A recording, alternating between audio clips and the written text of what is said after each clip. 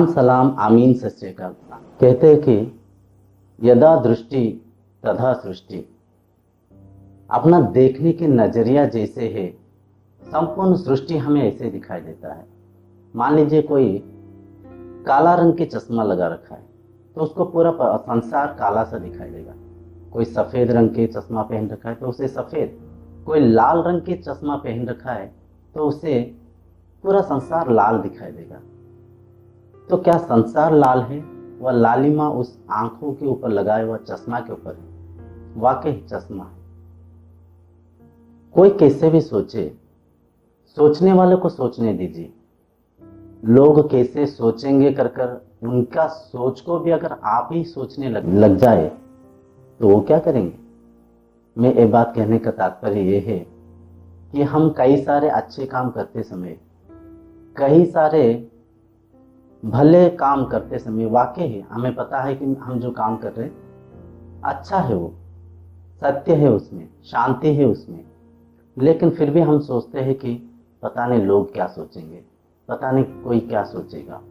वाकई सबसे बड़ा रोग क्या कहेंगे लोग क्या कहेंगे सोचते हुए कई सारे अच्छे काम को भी हम करते समय डर डर कर उस काम को नहीं कर पाते, उस काम को छोड़ देते हैं। देखिए, कोई कुछ भी सोचे, अगर आपको लग रहा है कि आप जो काम कर रहे हैं सही कर रहे हैं, उसे करना चाहिए। उस काम के ऊपर निष्ठा के साथ उसे निभाना चाहिए। कहने का तात्पर्य, धीरे धीरे हम लोग भौतिक सुख में लिप्त होकर आध्यात्मिक सुख को, आंतरिक सुख को भूलते जा रहे हैं। भगवत चिंतन, भगवान भक्ति के जो अमूल्य भाव को, अमूल्य जो उसकी जो कोई मूल्य ही नहीं है, इतना अमूल्य है, फिर भी वैसे अमूल्य चीजों को हम धीरे धीरे उससे दूर होते जा रहे हैं। हम सोच रहे हैं क्या भक्ति करना, क्या भगवान की पूजा करना, क्या भजन कीर्तन करना, क्या मिलेगा भक्ति से। खाओ पियो घूमो एंजॉय करो, जब बूढ़ा हो जाएंगे, जब शरीर थक जाएगा, जब कोई काम नहीं रहेगा, तब भजन करेंगे, तब पूजा करेंगे, तब भक्ति करेंगे।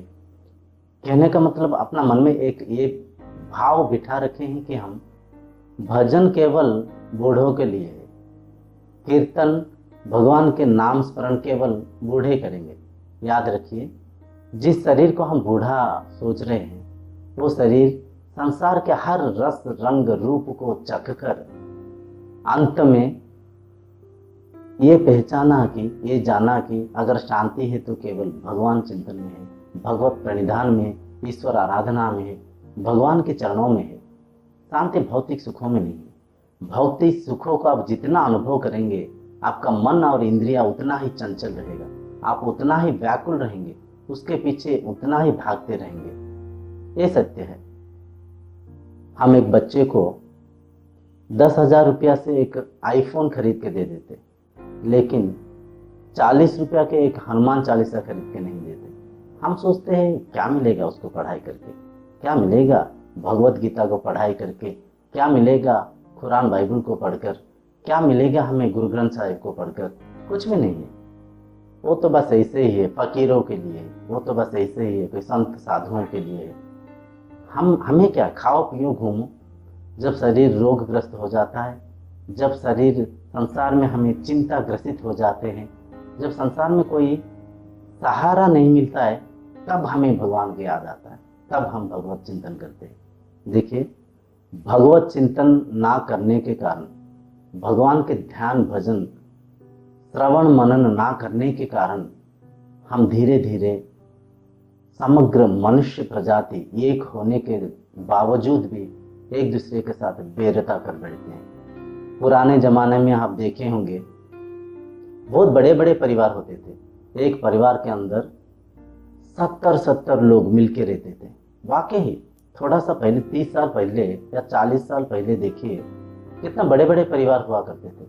उस परिवार के अंदर जो मुखिया होता था, जो बड़े होते थे, बड़े बुजुर्गों का हर कोई सम्मान आदर सत्कार करते थे, हर कोई उनका कहने के बात मानते थे।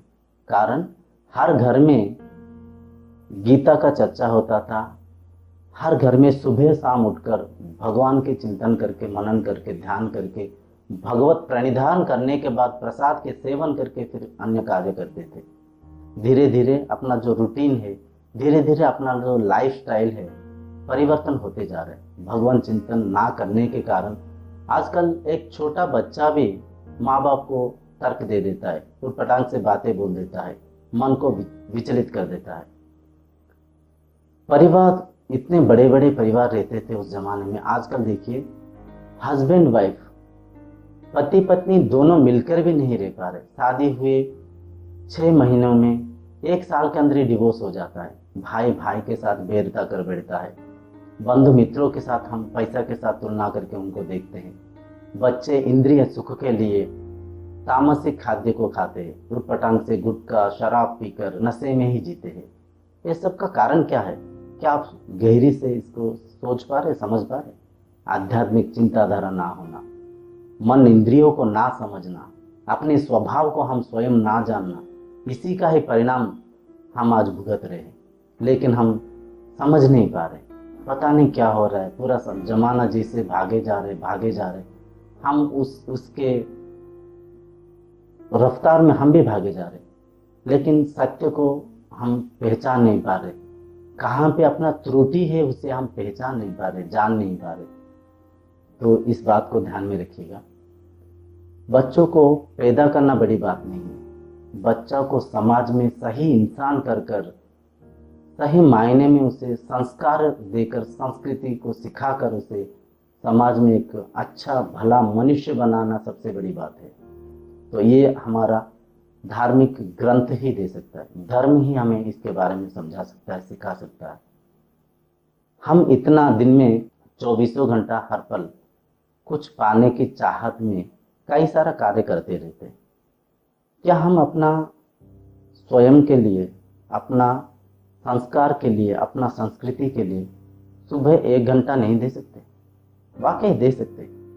उसका मूल्य को समझना चाहिए, उसका वैल्यूज को हमें परखना चाहिए, समझना चाहिए, तभी हम वाकई उसको हम समय दे पाएंगे। देखिए, भारत समग्र विश्व में, सारे संसार में भारत की जो वैदिक परंपरा है, हर कोई नतमस्तक करके प्रणाम करता है, हर कोई सम्मान सत्कार करता है। अपना वैल्यूज का, अपना जो ट्रेडिशनल संस्कृति का बहुत ही मायने रखता है। पूरा संसार में समग्र विश्व इसे नमन करता है, प्रणाम करता है। वैसे ऋषि मुनियों के देश में हम जन्म लिए हैं। धीरे धीरे इनकी मूल्यता को, इनके भाव को हम ना समझकर भौतिक सुख में लिप्त होकर मन को चंचल करते हैं, खुद अशांत होते हैं और अपने संग साथियों को भी अशांत कर बैठते हैं।